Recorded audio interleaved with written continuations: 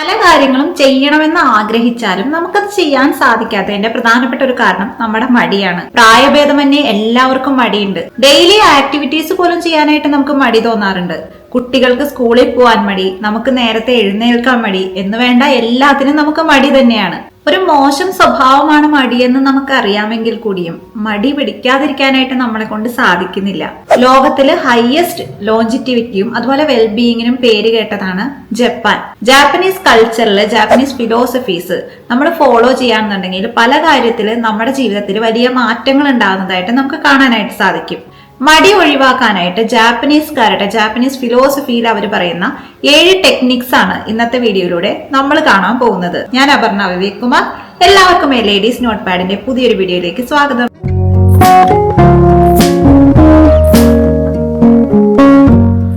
Japanese ടെക്നിക്സിൽ ഏറ്റവും famous ആയിട്ടുള്ള ഒന്നാണ് ഇക്കിഗായ്. അതായത് നമ്മളൊരു കാര്യം ചെയ്യാനായിട്ട് എപ്പോഴും എക്സൈറ്റ്മെന്റ് നമുക്ക് ഉണ്ടാകണമെന്നുണ്ടെങ്കിൽ കൃത്യമായിട്ടൊരു പർപ്പസ് അതിനുണ്ടായിരിക്കണം. ഇതാണ് ഇക്കിഗായ് കൊണ്ട് ജാപ്പനീസുകാർ ഉദ്ദേശിക്കുന്നത്. ഏതൊരു കാര്യം ചെയ്യാനായിട്ടൊരു എക്സൈറ്റ്മെന്റ് നമുക്ക് ഉണ്ടാവണമെന്നുണ്ടെങ്കിൽ അതിന് കൃത്യമായിട്ടൊരു കാരണം ഉണ്ടായിരിക്കണം. നമ്മുടെ ഇക്കിഗായ് കണ്ടെത്താനായിട്ട് ആക്ടിവിറ്റീസും അതുപോലെ ഹോബീസ് ഒക്കെ നമ്മൾ സെലക്ട് ചെയ്യുന്ന സമയത്ത് നമ്മുടെ വാല്യൂസിനോടും അതുപോലെ തന്നെ നമ്മുടെ ടാലന്റിനോടും ഒക്കെ ചേർന്ന് നിൽക്കുന്ന തരത്തിലുള്ള കാര്യങ്ങളാണ് നമ്മൾ സെലക്ട് ചെയ്യുന്നുണ്ടെങ്കിൽ മടിയൊന്നും കൂടാതെ തന്നെ നമുക്കത് തുടർന്ന് കൊണ്ടുപോകാനായിട്ട് സാധിക്കും. അപ്പൊ നമ്മൾ ചെയ്യാൻ ഉദ്ദേശിക്കുന്ന കാര്യങ്ങൾ നമ്മൾ സെലക്ട് ചെയ്യുന്ന സമയത്ത് നമ്മുടെ ഇക്കിഗായ് നമ്മൾ എന്താണെന്ന് ആദ്യം തന്നെ ആലോചിച്ച് കണ്ടുപിടിക്കുക. ഇക്കിഗായിൽ പറയുന്ന 4 കാര്യങ്ങള്: 1, നമുക്ക് ഇഷ്ടമുള്ള കാര്യം ചെയ്യുക.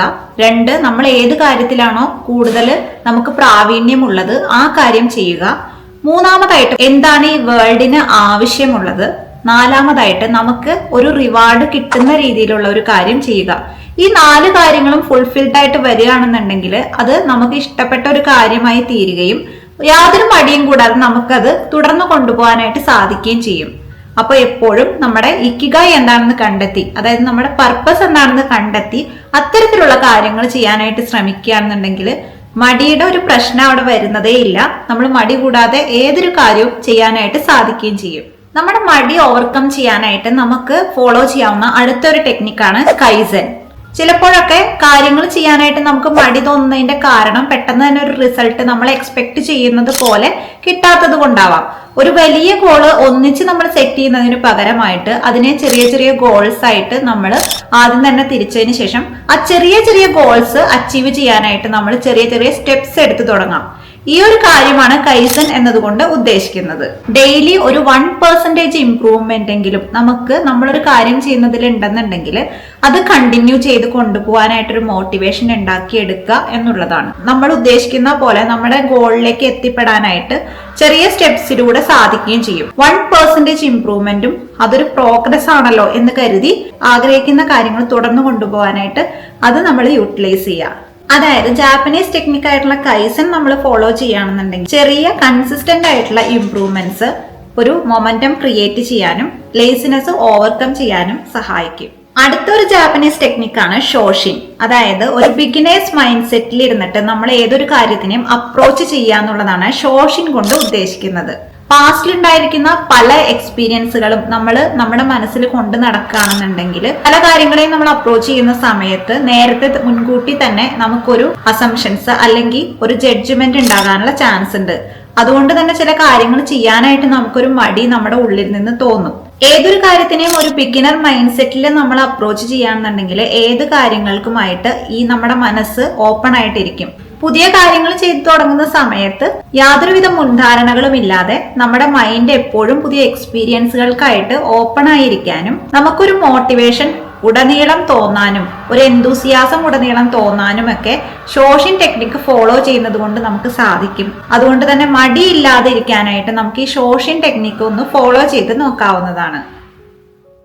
ചെയ്യുന്ന ഏതൊരു കാര്യത്തിനും ഒരു സെൽഫ് ഡിസിപ്ലിനോടുകൂടി ചെയ്യാനായിട്ട് നമ്മളെ സഹായിക്കുന്ന ഒരു ജാപ്പനീസ് ടെക്നിക്കാണ് ഹര ഹാച്ചിബു. ഹര ഹാച്ചിബു കൊണ്ട് ഉദ്ദേശിക്കുന്നത് ഏതൊരു കാര്യവും ഓവർഡു ചെയ്യാതെ കൃത്യമായിട്ടൊരു ഡിസിപ്ലിനിൽ കൊണ്ടുപോകാനായിട്ടാണ്. അതായത് നമ്മളിപ്പോ ഫുഡ് കഴിക്കുന്ന സമയത്ത് ഒരു 80% നമ്മൾ ഫുള്ളായി കഴിഞ്ഞാൽ അവിടെ നമ്മൾ സ്റ്റോപ്പ് ചെയ്യുക. ഇതിപ്പോ നമ്മൾ ഫുഡിന്റെ കാര്യത്തിലാണ് മെയിൻ ആയിട്ട് പറയുന്നത് എന്നുണ്ടെങ്കിലും നമ്മുടെ ജീവിതത്തിന്റെ പല മേഖലകളിൽ നമുക്ക് ഹര ഹാച്ചിബു അപ്ലൈ ചെയ്യാവുന്നതാണ്.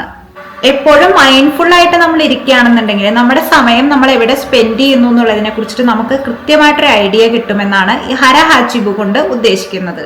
അടുത്തൊരു ടെക്നിക്കാണ് ഷിൻറിൻ യോക്കു. ഷിൻറിൻ എന്നാൽ ജാപ്പനീസില് ഫോറസ്റ്റ് എന്നാണ് അർത്ഥം, യോക്കു എന്നാൽ ബാത്ത് എന്നും. നമ്മൾ ഈ പറഞ്ഞ ടെക്നിക്സിലെല്ലാം തന്നെ ഏറ്റവും സിമ്പിൾ ആയിട്ടുള്ള ഒരു ടെക്നിക്കാണ് ഈ ഷിൻറിൻ യോക്കു എന്നുള്ള ജാപ്പനീസ് ടെക്നിക്ക്. ഈ ഒരു ടെക്നിക്ക് കൊണ്ട് ഉദ്ദേശിക്കുന്നത് നമ്മൾ കൂടുതൽ സമയം നേച്ചറുമായിട്ട് സ്പെൻഡ് ചെയ്യണമെന്നതാണ്. പലതരത്തിലുള്ള കാര്യങ്ങൾ നമ്മുടെ മൈൻഡിലൂടെ കടന്നു പോകുന്ന സമയത്ത് ഓവർവെൽംഡ് ആയിട്ട് തോന്നിയിട്ട് നമുക്ക് പല കാര്യങ്ങളും കണ്ടിന്യൂ ചെയ്ത് കൊണ്ടുപോകാനായിട്ട് ബുദ്ധിമുട്ടുണ്ടാകാറുണ്ട്. അപ്പൊ ഇതുകൊണ്ട് തന്നെ ഈ ഒരു ഡീമോട്ടിവേഷൻ മാത്രം മതി നമുക്ക് പല കാര്യങ്ങളും തുടർന്ന് ചെയ്യാനായിട്ട് മടി ഉണ്ടാകാനായിട്ട്. നമുക്ക് ഡീമോട്ടിവേഷൻ തോന്നുന്ന സമയത്ത് നമ്മൾ ഇതുപോലെ കുറച്ച് സമയം നേച്ചറുമായിട്ട് സ്പെൻഡ് ചെയ്യുകയാണെന്നുണ്ടെങ്കിൽ നമ്മുടെ മനസ്സ് കുറച്ച് റീഫ്രഷ്ഡ് ആവുകയും ചെയ്യും. അതുകൊണ്ട് തന്നെ നമുക്ക് ഡീമോട്ടിവേഷൻ തോന്നുകയില്ല, ഒരു എനർജിയിൽ നമുക്ക് ഒരു കുറവ് തോന്നുകയില്ല. എപ്പോഴും നമ്മുടെ മനസ്സ് പുതിയ പുതിയ കാര്യങ്ങൾ പഠിക്കാനായിട്ടും ചെയ്യാനായിട്ടും ഫുൾ ഓൺ ആയിട്ടിരിക്കാനുള്ള ഒരു സിറ്റുവേഷൻ നമുക്ക് ക്രിയേറ്റ് ചെയ്ത് എടുക്കുകയും ചെയ്യാം. ഷിൻറിൻ യോക്കു എന്ന ടെക്നിക്ക് നമ്മൾ ഫോളോ ചെയ്യുന്നത് കൊണ്ട് നമുക്കുണ്ടാകുന്ന ബെനിഫിറ്റ്സ് എന്തൊക്കെയാണെന്ന് വെച്ച് കഴിഞ്ഞാൽ, ആദ്യം തന്നെ നമ്മുടെ മൂഡ് ഇംപ്രൂവ് ചെയ്യാനായിട്ട് സാധിക്കും. സെക്കൻഡ് വൺ, നമുക്ക് ഓവറോൾ ഹെൽത്ത് ഇംപ്രൂവ് ചെയ്യാം, നമ്മുടെ സ്ട്രെസ് കുറയ്ക്കുകയും ചെയ്യാം. ചില കാര്യങ്ങളെല്ലാം ചെയ്യാൻ നമ്മൾ മടി വിചാരിക്കുന്നതിന്റെ കാരണം അത് എത്രത്തോളം പെർഫെക്റ്റ് ആയിട്ട് നമുക്ക് ചെയ്യാൻ കഴിയും എന്നുള്ള ഒരു ഡൗട്ട് കൊണ്ടാവാം. ഇംപെർഫെക്ഷന്റെ ബ്യൂട്ടി നമ്മളെ പഠിപ്പിക്കുന്ന ഒരു ജാപ്പനീസ് ടെക്നിക്കാണ് വാബി സാബി.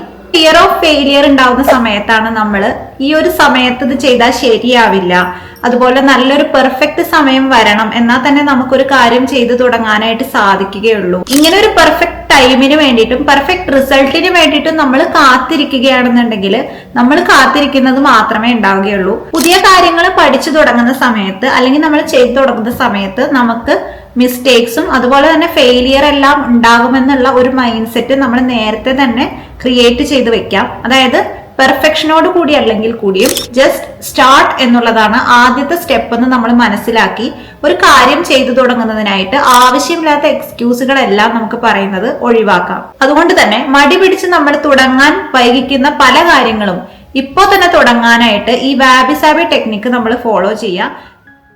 മടി ഒഴിവാക്കാനായിട്ട് ജാപ്പനീസ് ഫിലോസഫിയിൽ പറയുന്ന മറ്റൊരു പ്രധാനപ്പെട്ട ടെക്നിക്കാണ് ഗാൻബാരു ടെക്നിക്. ഗാൻബാരു എന്നാൽ ഡു യുവർ ബെസ്റ്റ് എന്നാണ് അതിനർത്ഥം.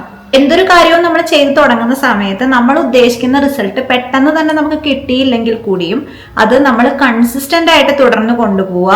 നമ്മൾ ചെയ്യാൻ ഉദ്ദേശിക്കുന്ന കാര്യം നമ്മുടെ മാക്സിമം എഫേർട്ട് നമ്മൾ ഇടുകയാണെന്നുണ്ടെങ്കിൽ എന്നെങ്കിലും ഒരിക്കൽ നമ്മൾ ഉദ്ദേശിക്കുന്ന രീതിയിൽ നമ്മൾ ചെയ്യാൻ ആഗ്രഹിക്കുന്ന കാര്യം നമുക്ക് അച്ചീവ് ചെയ്തെടുക്കാനായിട്ട് സാധിക്കുമെന്നാണ് ഗാൻബാരു നമ്മളെ പഠിപ്പിക്കുന്നത്. ചെയ്യാൻ ആഗ്രഹിക്കുന്ന പല കാര്യങ്ങളും നമ്മുടെ ജീവിതത്തിൽ ചെയ്യാൻ സാധിക്കാത്തതിന്റെ പ്രധാനപ്പെട്ട കാരണം മടി എന്ന വില്ലനാണ്. മടി ഒഴിവാക്കാനായിട്ട് നമ്മുടെ ജീവിതത്തിന്റെ പല മേഖലകളിലും നമുക്ക് അപ്ലൈ ചെയ്യാവുന്ന 7 ജാപ്പനീസ് ടെക്നിക്സ് ആണ് ഇന്നത്തെ വീഡിയോയിലൂടെ നമ്മൾ കണ്ടത്. വീഡിയോ എല്ലാവർക്കും ഹെൽപ്ഫുൾ ആയെന്ന് ഞാൻ വിശ്വസിക്കുകയാണ്. വീഡിയോ ഇഷ്ടപ്പെട്ടെന്നുണ്ടെങ്കിൽ ലൈക്ക് ചെയ്യാനും കമന്റ് ചെയ്യാനും ഷെയർ ചെയ്യാനും മറക്കരുത് കേട്ടോ. അപ്പോൾ കൂടുതൽ ഹെൽപ്ഫുൾ ആയിട്ടുള്ള നല്ലൊരു വീഡിയോ ആയിട്ട് ലേഡീസ് നോട്ട് പാഡിന്റെ പുതിയൊരു വീഡിയോയിലൂടെ നമുക്ക് വീണ്ടും കാണാം.